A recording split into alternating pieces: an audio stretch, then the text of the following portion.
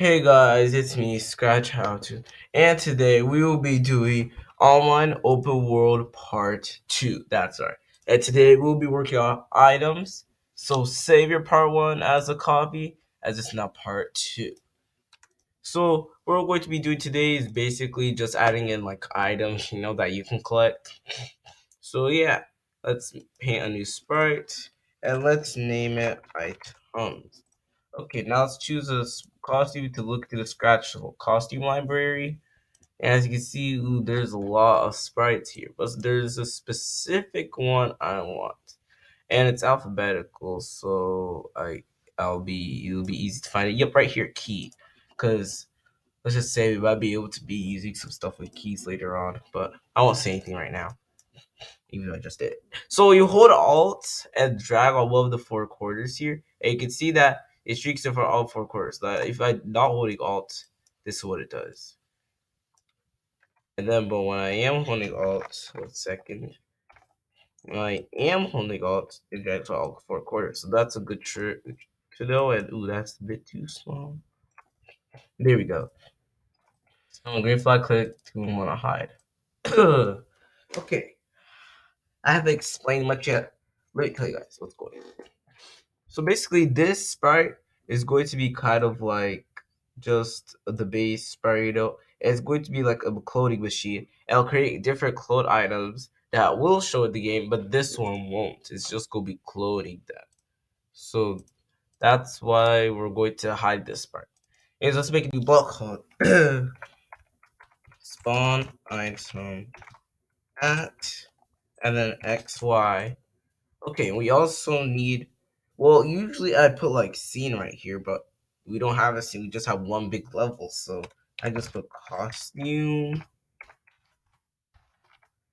and then costume, and then a new label called key with a question mark, and then we can add input of key. And we'll pop screen refresh. Basically, so this spawns the item at XY on the map, and we're going to do is that they also scroll. Then we got the costume. Which costume will it be? And then if it's a key, then we'll have to check mark it. For example, I can spawn item at, let's just say 100, 0. Actually, no, 0, 100. So we just have to move up. Costume, let's set the key. It has to be the exact costume key, and then we can put yes. Okay. Now the find spawn on item at. First, we're going to go to X. Just kidding. See, this is a scrolling map, so going to XY would basically do nothing. It wouldn't be able to scroll. So what we actually need to do is make two new variables: X for this sprite only, and Y for this sprite only. So we need to set X to, and then this X, this pink X right here. We set the Y variable to this pink Y right here. So I'll explain why. We'll need that later. Next, in looks, switch costume to, and then the pink costume bubble. And now we have the set. So basically, we could leave it off here if we didn't have keys. So let's make a new variable called key with question mark for this sprite only. The reason why for this sprite only is because we want them to be separate keys. So we can just set the key variable to the key purple thingy. And then we can just create clone myself. Okay, let's start as the clone forever. If we are touching the edge, then we want to hide, else we show. This basically so that if it's scrolling and it's off screen like right here, then it's just gonna automatically hide because we don't want it to like show there. So now, actually, let's put this in its own custom block. Let's name it check for offset. Okay. And then we can just place that here and place the check for offset in the forever loop. So now we have our basic code here, as you can see. So now what we're going to do is let's make a new custom block called scroll XY. Wait, actually, let's rename this to scroll on map and then XY. Here we go. So we have already had a lot of code and we're only 5 minutes in. Wow, I feel like I'm rushing this. Probably am. So let me go a little bit slower. Or am I going to say speed? I don't know. So scroll them out map XY. Go to X, Y. We're not going to use set X as set Y. Because set X sets the X and then the Y, or the Y and then the X. But go to XY just sets it to that position diagonally. Or horizontal or vertical. You get the idea. So now what we're going to do is go to X. Let's drag out these two pink X and Y's. And then we're going to add a subtract operator into the go to X, Y. Okay, let's add this X here and the pink Y here on the left sides. And then we're going to add camera X on the right side and the camera Y on the right side of the Y input. So now it should look like this. And then let's add the scroll to map here. And I'm going to add X and Y. Well, let's try that out. As you can already see, let me just hide these variables. As you can already see, look, item it spawned on the map. And that we're only 6 minutes in. Isn't that crazy? Also, I added this for just for like the intro, which shows things because it doesn't show the variables set mainly. And look, if we do offset, it automatically hides. So that's kind of weird. So instead, how about we set size to 50 here, and then we set it back to 100 here, so that only when we're deeply touching the edge. So like 10%. So that looks. So now so we can still touch it here. Then when we're too close, let's set to 1%. Let's set to the smallest now. And then boom. So that it only hides it when it absolutely needs to. But that still kind of looks kind of weird, don't you think? So let's just make a new costume. Zoom as much as we can. Oh, wait 1 second. Okay. So let's zoom as much as we can. And no, I'm not click app and auto clicker. I really don't know why. So we can just hold shift, make a perfect circle. Boom. Let's just name this dot. Here it's 1 by 1. And now switch costume to dot. But wait, how are we going to know which costume we were before? So instead, we're going to make a new variable called costume for this part only. I will set costume to. Remember the spawn item at. Let's set costume to that pink thing right there. And we can switch costume to the costume variable instead. Now let's duplicate the switch costume here. And then let's place it right under here. And then switch costume to dot right here. So now I'm pretty sure that if we do this, yep, and then if we could still touch until there's only minimal space left. Okay. See.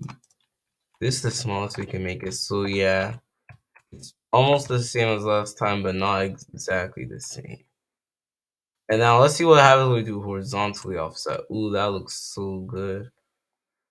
Oh, that actually looks pretty good though. But anyways, now that we have this code done, we're pretty much done with the items right now. Oh, I actually need this key. Whoops, I meant to name items. Sorry, my fault.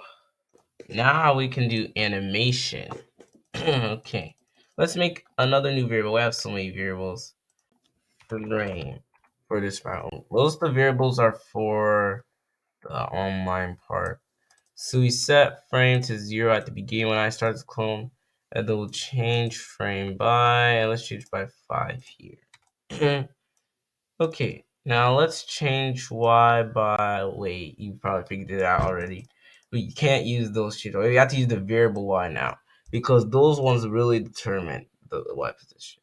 So we'll change y by, and then the scene or sign of frame multiplied by 0.5. Let's see how that is right now. Okay, so far we had to restart, but now as you can see, look, it's wobbling up and down just like we wanted it to. This basically changes the distance. This is the speed. So like the lower the number, the faster it is. Like if we set it to 1, it's like faster, but then if we set to like 6, well, that's a big wobble down. Okay, let's just set it back to regular. And as you can see, even when we move, you can still see how it wobbles. And when we move up and down, you can still see that it wobbles. So that proves that we need to use these only change y's and change x's.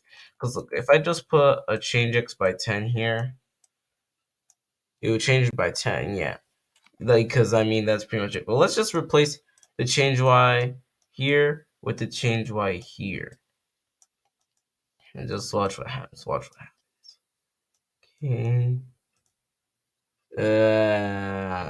That does not look that good. Okay, but if we put this back, we are animation back to normal, and yeah, it's pretty good now.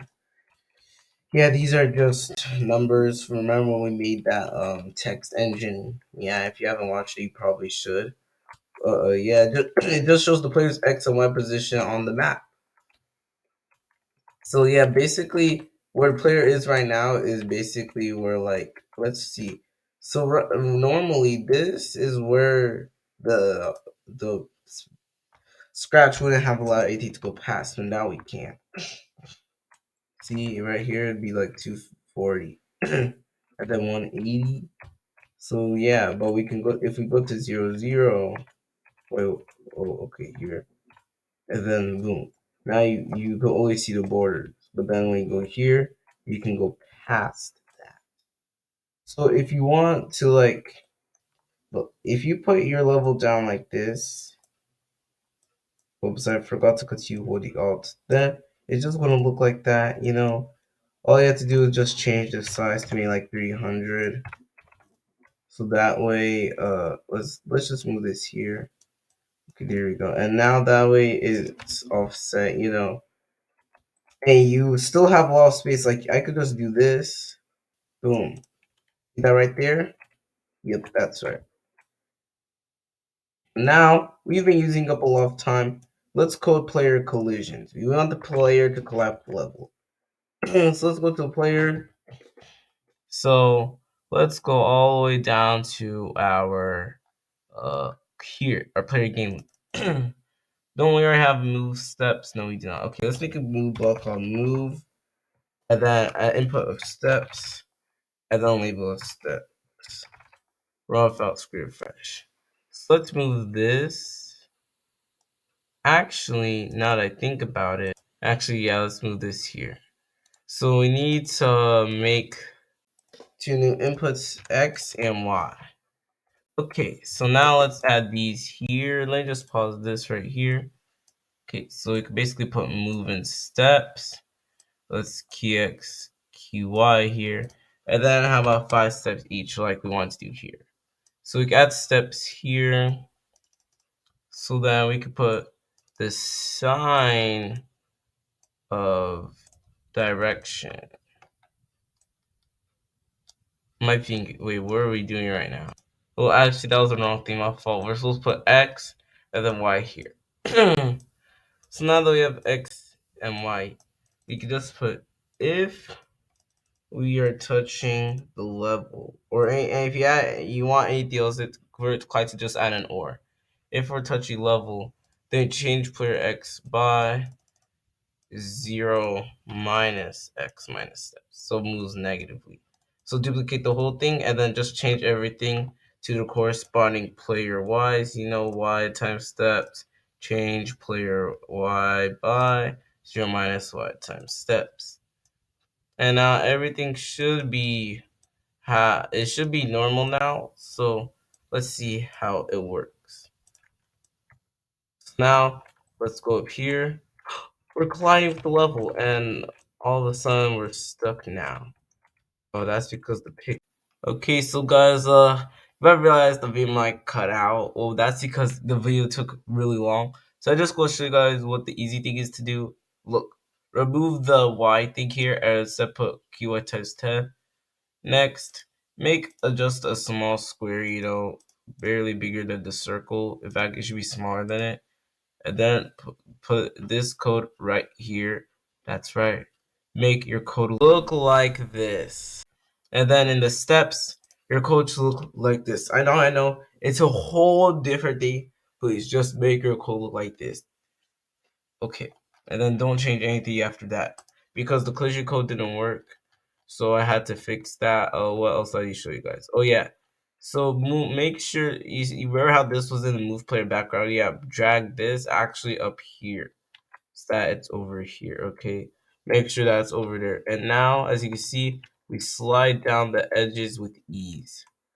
Even though there is a little few bumps here and there, like that.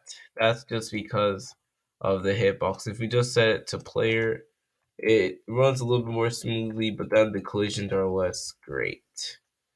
So we'd rather stay with just hitbox. And that also makes it that the player goes deeper within so that, you know, also it's also because of the don't rotate. If we set it all around, it kind of like breaks the thing. So we just set it to don't rotate, and then collisions may be bumpy on the sides, but on horizontal and vertical walls, it's pretty good. Anyways, yeah, that's pretty much it. Basically switching the costume to like maybe so like rectangular square. So now it works way better than it did before. It was just working fine, trust me. Like look, watch if I hit to this wall and then I could have got back out. But did this I think it was because of this. Because I added those just now. Let's see. Okay, so now the code is starting to work fine. So now so like look, it always works off camera. Okay, because you saw that look, and then I got out. I didn't even move at that time. It kind of works, I guess. I think it's because of the hitbox, but other than that, it's pretty good. But anyways, thanks for watching. If you like this video, please like and subscribe and share. As else the channel, hit the notifications bell. Have a wonderful day. And please, I'm trying to get to 175 subs by the end of the year. I know it's a lot, but I mean, I believe that we could do it because we've already made it so far. We have 123 subs, 123. So, I mean, we should be able to make it, but I don't know, we still have about 100 days left. So, yeah.